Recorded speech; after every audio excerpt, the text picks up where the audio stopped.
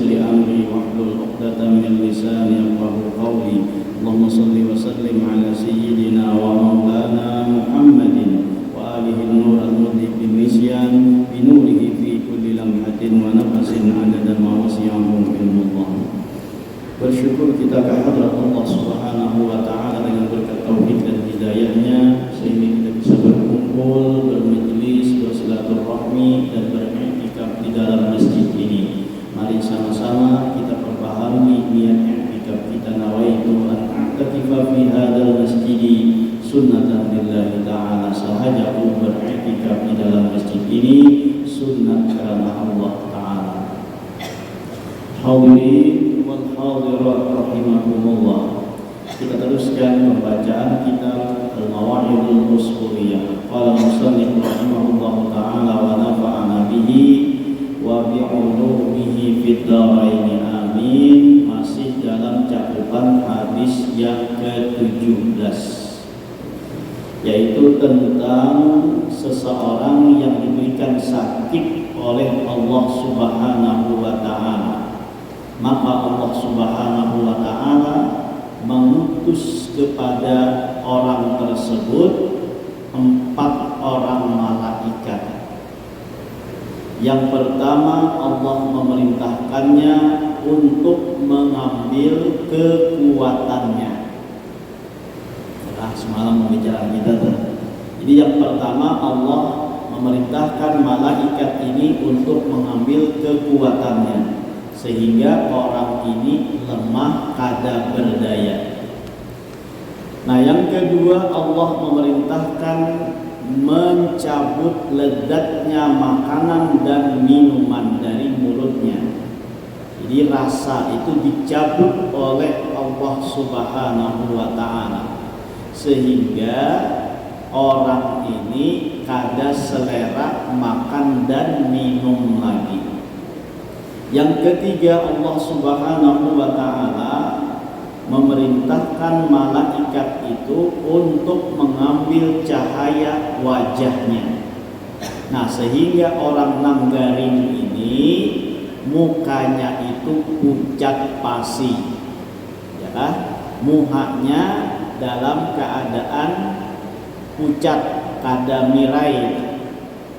Nah, yang keempat, Allah Subhanahu wa ta'ala memerintahkan kepada malaikat untuk mengambil dosa-dosanya.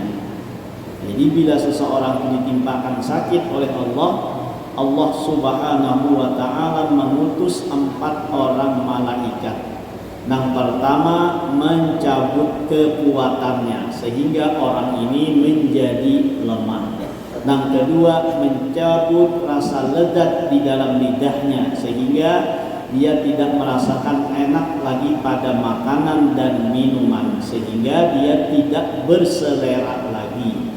Nah, yang ketiga, Allah Subhanahu wa ta'ala mengutus malaikat untuk mencabut cahaya di mukanya sehingga orang yang sakit ini menjadi pucat pasi. Nah, yang keempat, Allah Subhanahu wa ta'ala mencabut ataupun memerintahkan malaikat untuk mengambil dosa-dosanya. Dan apabila Allah Subhanahu wa ta'ala, ya kan, berkehendak untuk menyembuhkannya, apabila Allah menentukan orang ini pacang wegas pulang, nah maka Allah Subhanahu wa ta'ala memerintahkan kepada malaikat yang pertama yang mengambil kekuatannya untuk mengembalikannya seperti mana semula. Yang kedua, Allah memerintahkan malaikat yang mencabut lezatnya makanan untuk mengembalikan seperti mana semula, sehingga si sakit ini kembali berselera untuk makan.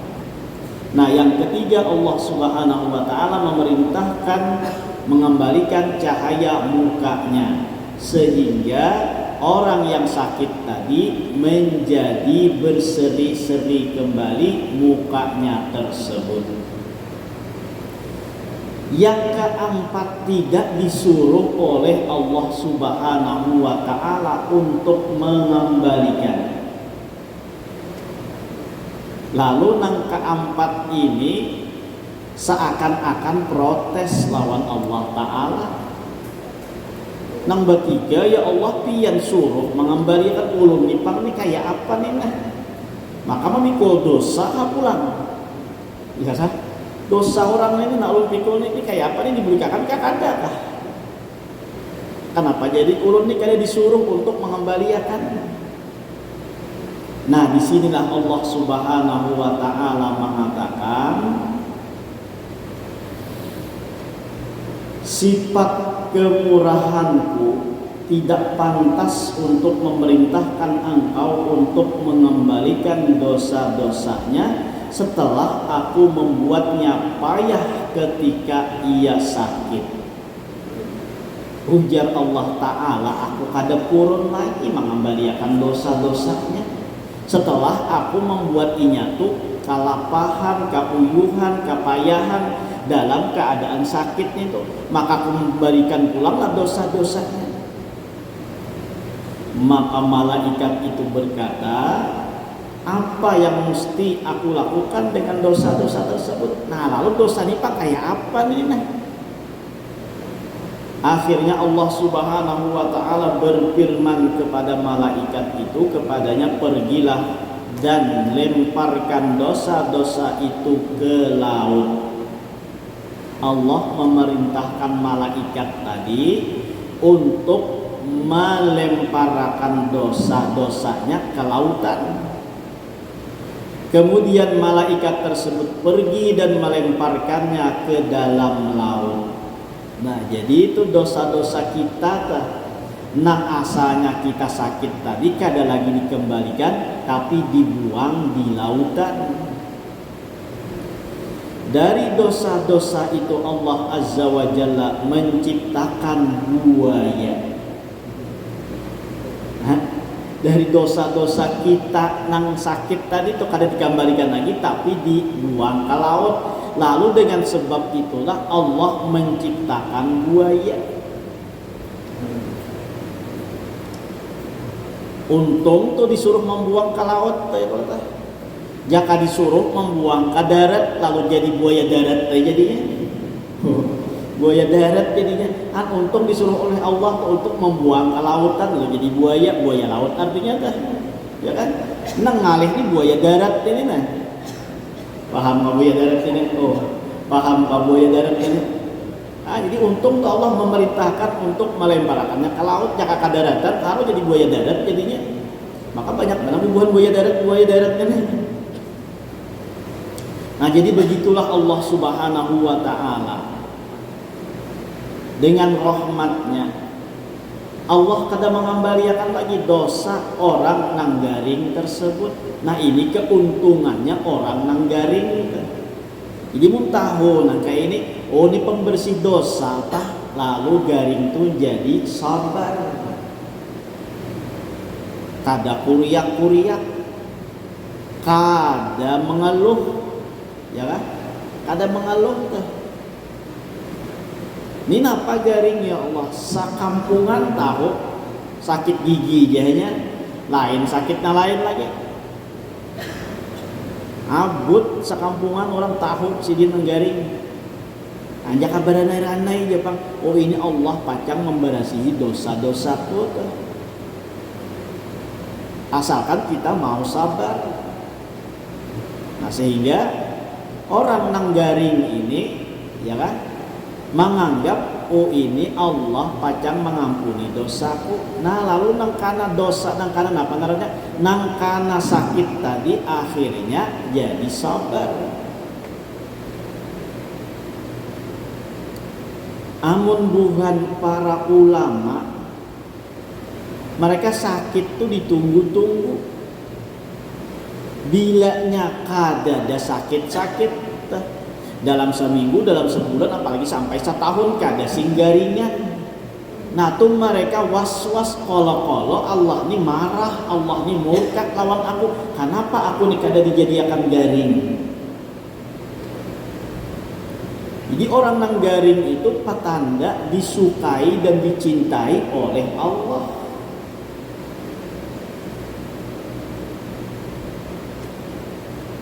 Orang nang garing itu disukai dan dicintai oleh Allah. Nah, jadi kita jangan mahina Pak orang garing, apalagi itu tuan guru garing misalnya, jangan dihina. Oh, itu bentuk cintanya Allah kepada orang tersebut. Maka jangan itu wali, ya kan? Maka garing aja. Nah, orang nang tarak Allah Ta'ala itu nang rancak diuji oleh Allah dengan garing, dengan penyakit. Imam Asy-Syafi'i, Imam Asy-Syafi'i itu beliau dalam riwayatnya mengajar murid-murid di bawah tempat duduk sidin itu ba'andak wadah. Kenapa jadi ba'andak wadah? Karena sidin itu penyakit ambeien. Itu Imam Asy-Syafi'i kan. Sampai-sampai mengajar tuh di bawah tempat duduk sidin itu ba'andak wadah karena takutan apa namanya kotorannya itu keluar. Ambeien ngonaran eta ujar kita kampung ya kah keluar kunal itu kan. Oh, ujar orang Hulu Sungai itu keluar kunal. Ya ambeien ngarannya wah ini tuh nyambatnya. Nah, jadi Imam Syafi'i ini dalam hidup beliau itu menderita sakit yang mana kita sebut tadi dengan ambeien. Sabar sih dia, ya kan?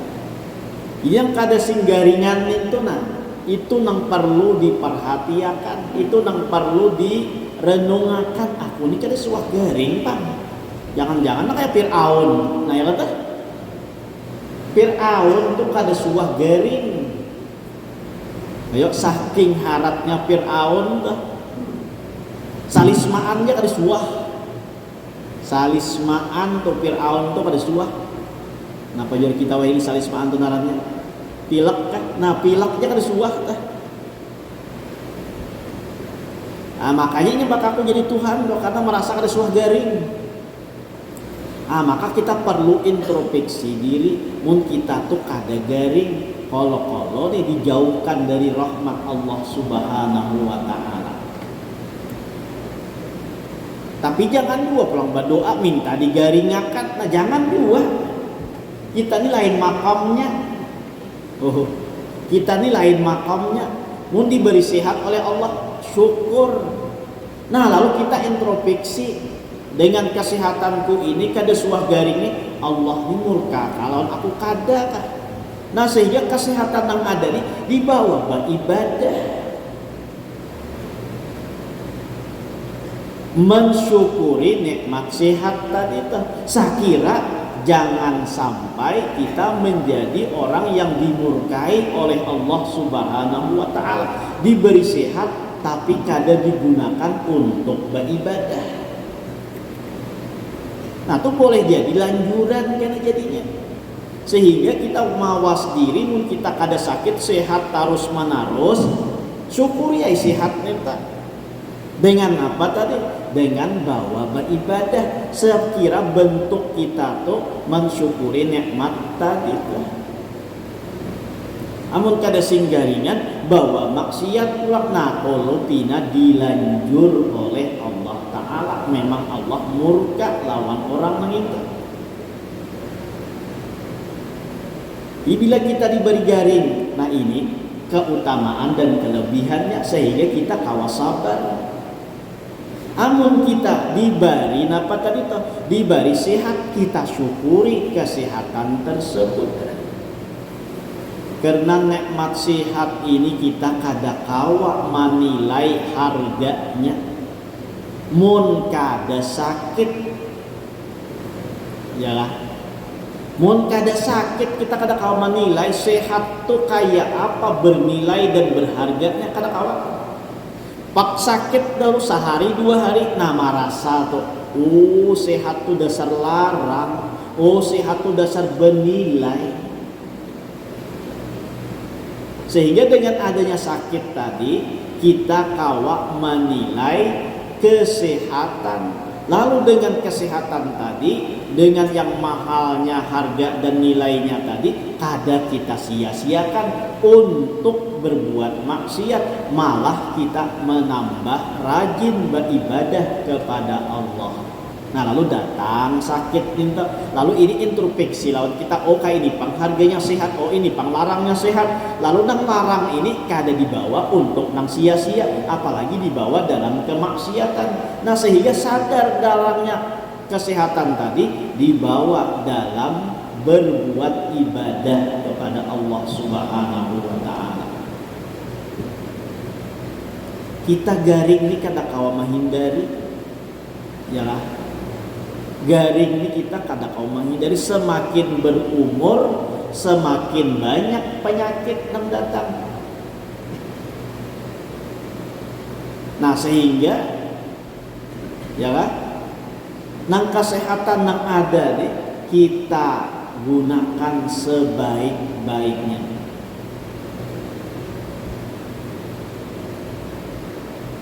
Semakin kita berumur, semakin kita ada penyakitnya. Check up ya kita seberataan nih. Tahukah check up tuh? Periksa. Nah, padang diperiksa kolesterol, gula darah, asam urat. Nah, apa tuh? Periksa aja. Ada aja penyakitnya tuh, ada aja kelebihannya kah atau kekurangannya kah. Nah, tuh kita tuh mun mau berperiksa nah kayak itu. Kita ini merasa sehat itu karena apa? Karena kada suah periksa benahan. Ya kan? Aku aja kada nak periksa aja mengetahui pacak sakit benahan aja. Orang periksa tuh kadanya mahara akan hati pang sakira berhati-hati. Itu aja. Jadi penyakit yang datang lawan kita, apapun penyakit tersebut, jangan kita mengeluh, jangan kita kada sabar. Karena itu sebagai penghapus dosa lawan kita.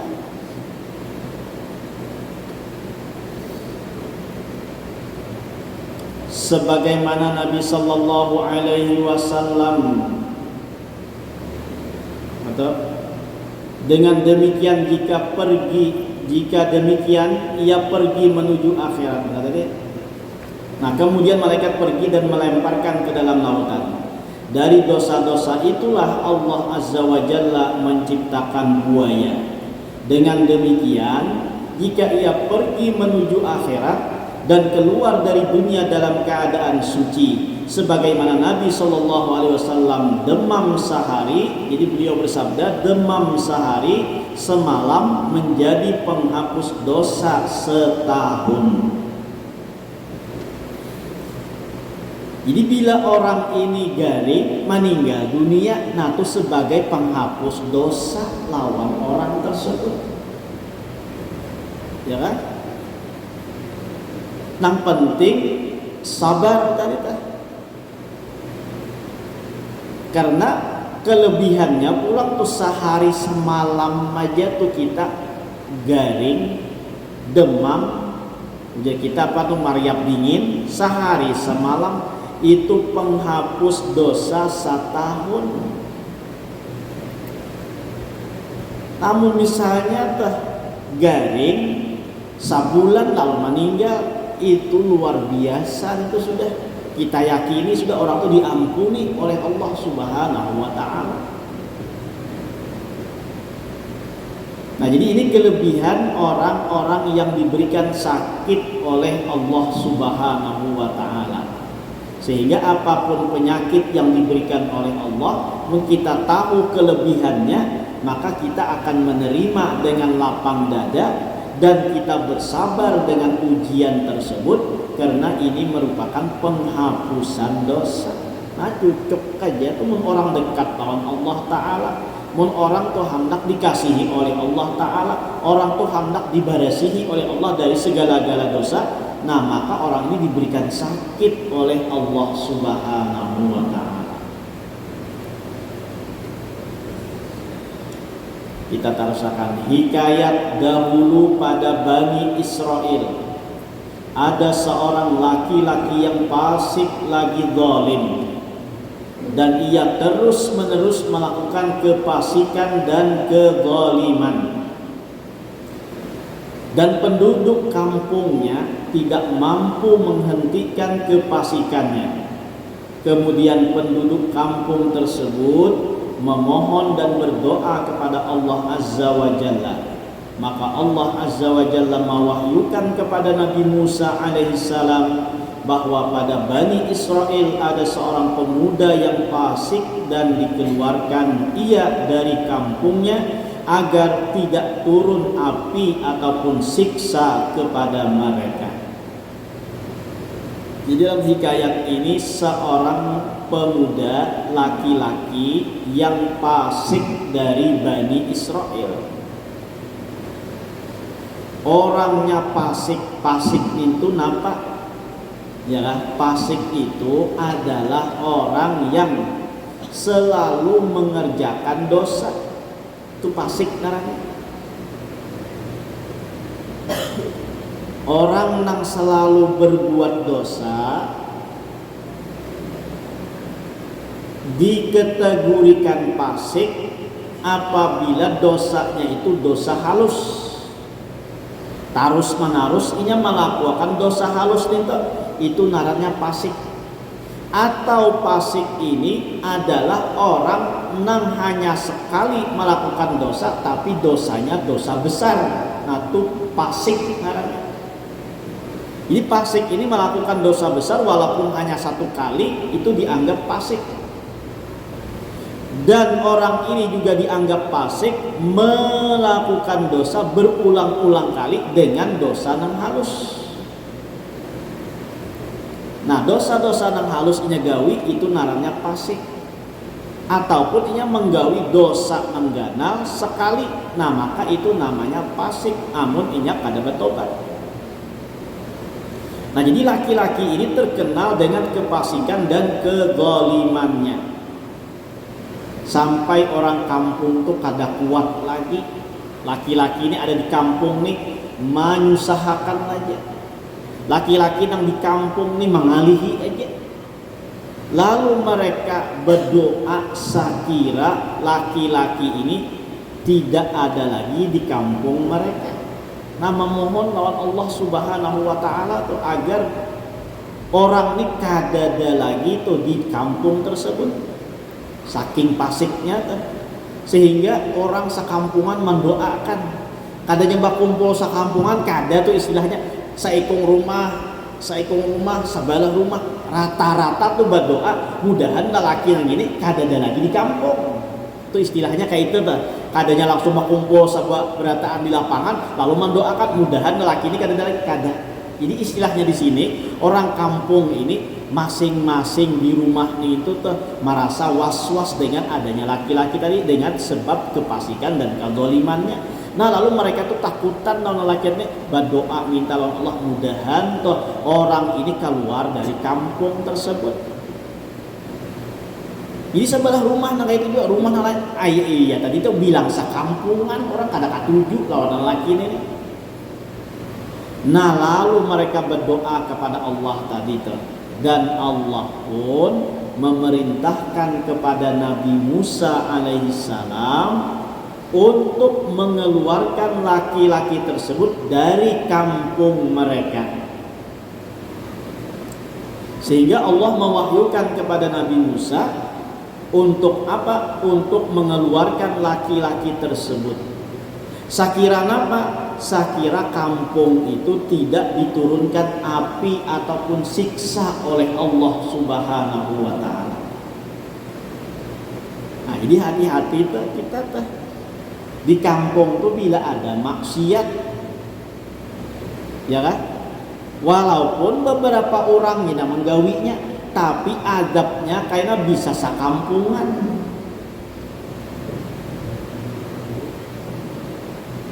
Jadi bilanya ada orang berbuat maksiat, kita jangan berparak-parak. Kalau pinak karena azabnya juga tak umpat-umpat. Nah, apalagi di rumah tuh hati-hati kita. Bila ada sembahyang, tagur jangan sampai kita liatakan. Polopina tuh turun adab Allah Ta'ala pas rumahan tuh nang kadanya kada sembahyang tuh pang nang khusus kananya nang umpat nang di situ tuh di dalam situ juga bisa karena adab juga. Ini nang kayak laki-laki ini kan berbuat maksiat surangan aja kalau tah. Tapi ditakutanakan apa? Turun adab kayak lawan sakampungan. Jadi kita mau rakat ini sama-sama sekampung tuh rakat orangnya tuh bila ada kemaksiatan nah harus satu sama lain saling mengingatkan. Jangan sampai membiarkan biarnya maksiatnya inya juga menanggungnya, inya juga naraka surangan, inya juga dikubur surangan kada sakubur juga kita. Nah, itu jangan ada nang kayak itu. Karena kalau dengan kemaksiatan tadi turun adab. Maka bila turunnya adab itu bukan khusus kepada nang maksiat, orang nang baik pun juga karena maksiat tersebut.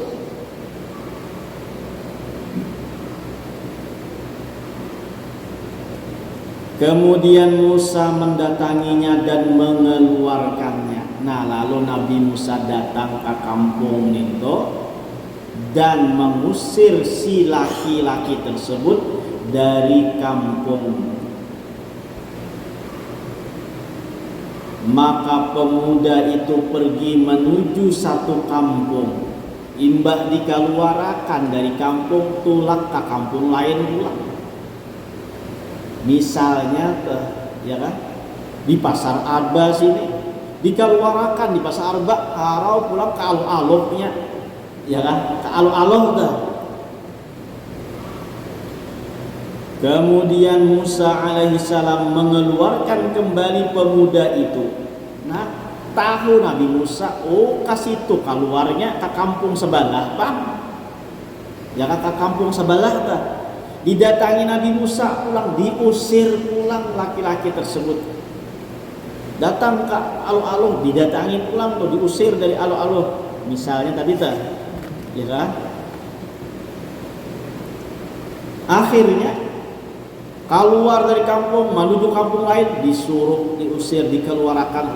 Pokoknya di kampung kada diterima lagi dimanapun ada diusir oleh Nabi Musa alaihissalam dengan perintah Allah Subhanahu wa ta'ala.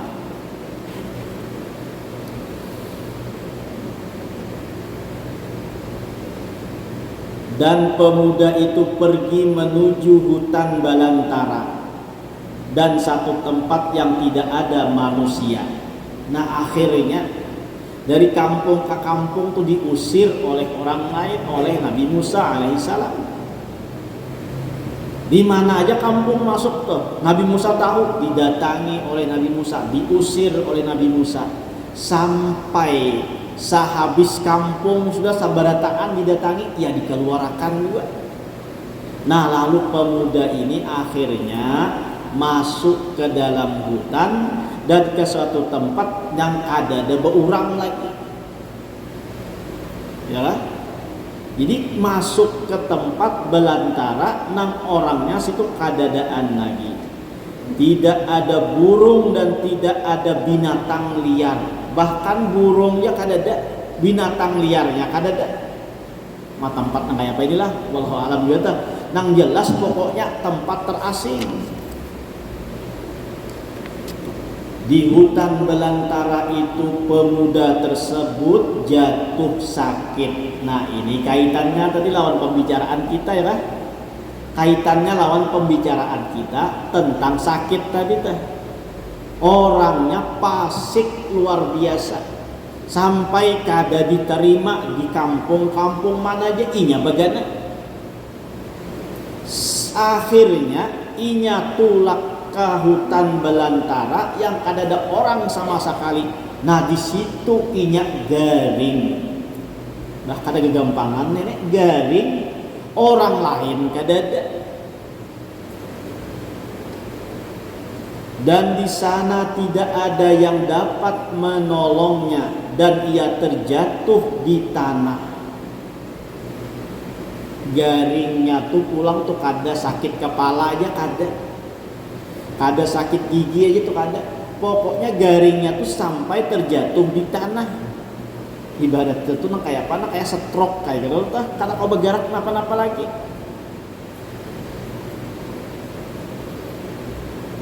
Dalam keadaan sakit seperti itu, pemuda tersebut berkata, apa yang dikatakan pemuda ini, wahai Tuhanku, jika saat ini ibuku berada duduk di dekat kepalaku, maka ia akan mengasihi aku dan menangis melihat kehinaanku. Ujarnya nih, ya Allah, wahai Tuhanku, jakanya aku nina sakit nang kayak ini di hadapan kuitanku, di hadapan mamaku, pasti mamaku itu mengasihani lawan aku dan menangis melihat kehinaanku nang kayak ini.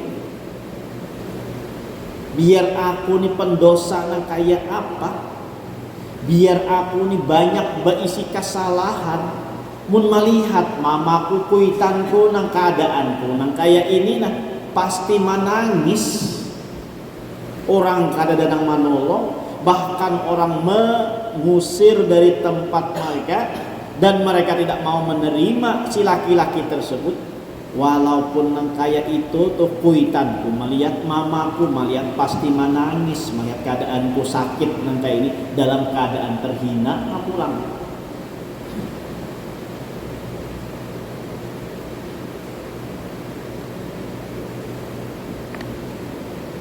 Jika bapakku saat ini hadir berada di sisiku, tentunya ia akan menolongku, memandikan dan akan mengapani aku. Ujarnya pulang tuh, jaka abah nih ada di higaku, aku sakit nang kayak ini, garing nang kayak ini, kada ada orang nama nolong nang kayak ini, pasti abahku nih itu menolong lawan aku. Mun aku mati pasti abahku memandiakan dan mengapani aku, walaupun aku nih ahli maksiat, tetap abahku tuh mengasihani lawan aku.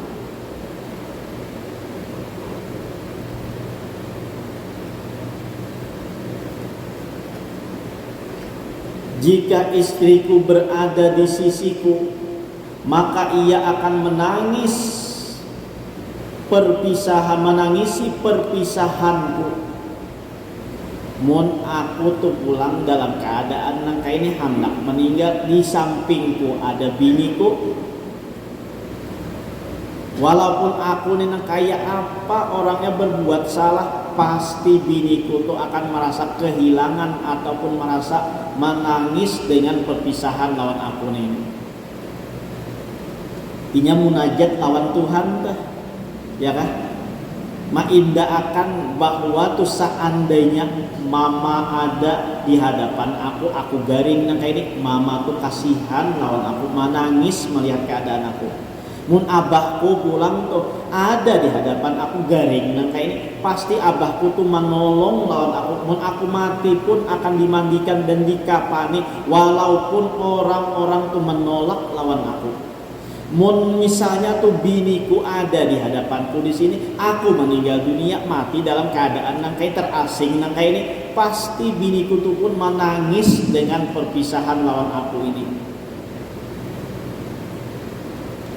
Jika anak-anakku berada di sampingku, maka mereka akan menangis di belakang jenazahku dan ia akan berdoa, ya Allah, ampunilah bapak kami yang terasing, yang lemah, yang telah melakukan maksiat dan yang telah melakukan kefasikan, yang terbuang dari satu kampung ke kampung yang lain. Mun ada tuh pulang anakku, aku sudah meninggal dunia, pasti inya ada di belakang, apa namanya, di belakang tubuhku, di belakang apa namanya, di belakang mayatku tuh. Maka inya pasti akan mengatakan, ya Allah, ampuni dosa bapakku, mereka telah melakukan, yang telah melakukan kemaksiatan, yang telah melakukan kefasikan, yang terbuang dari satu kampung dan ke kampung yang lainnya. Pasti inya memintakan ampun lawan aku.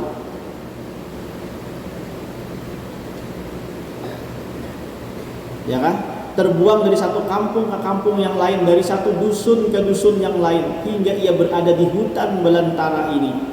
Ia akan pergi meninggalkan dunia menuju akhirat dalam keadaan berputus asa dari segala sesuatu kecuali dari rahmat Allah Azza wa Jalla. Jadi ujarnya atau pokoknya mun keluarga aku melihat keadaan kunang kayak ini pasti kasihan. Nah intinya pasti itu kasihan dan menangis melihat keadaan kunang kayak ini.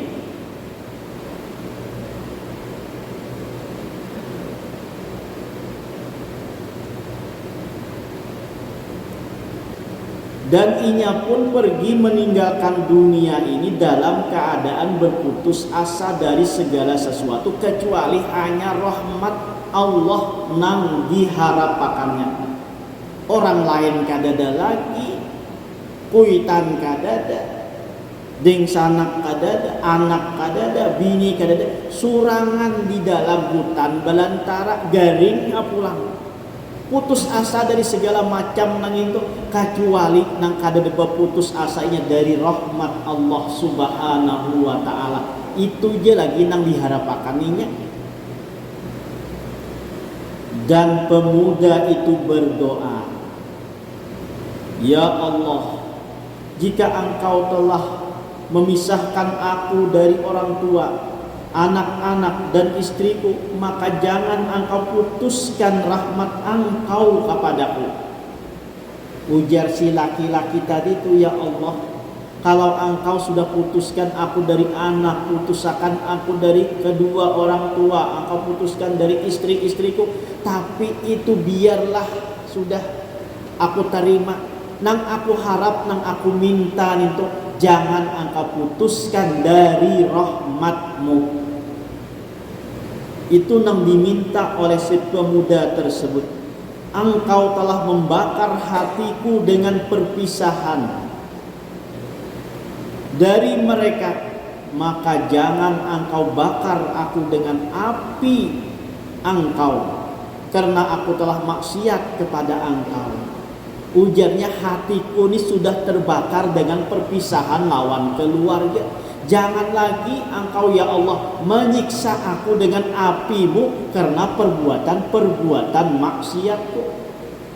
Nah jadi bagusnya munajat laki-laki inilah nang mana ini tuh tetap berharap rahmatnya Allah Subhanahu wa ta'ala. Lalu bagaimana kisah selanjutnya? Nah kaina pulang kita tarusakan, ya kan? Harga yang akan datang mudah-mudahan ya Allah kita diberikan panjang umur, diberikan kesehatan oleh Allah Subhanahu wa taala, dengan berkat kita berkumpul diampunkan segala dosa kita, dosa kedua orang tua kita, dosa guru-guru kita, dan dosa kaum muslimin wal muslimat. Mudah-mudahan kita dipanjangkan umur, disehatkan badan, dilapangkan dari segala urusan, dikabulkan dari segala hajat dan permohonan. Semoga kita dimatikan dalam keadaan iman wal Islam, masuk surga bersama Rasulullah sallallahu alaihi wasallam. Amin ya rabbal alamin. Minta halal, minta maaf, minta ridha dunia akhirat. Ala hadhihi niyyah wa kulli niyyatin shalihah wa ala ma nawa bihi salatu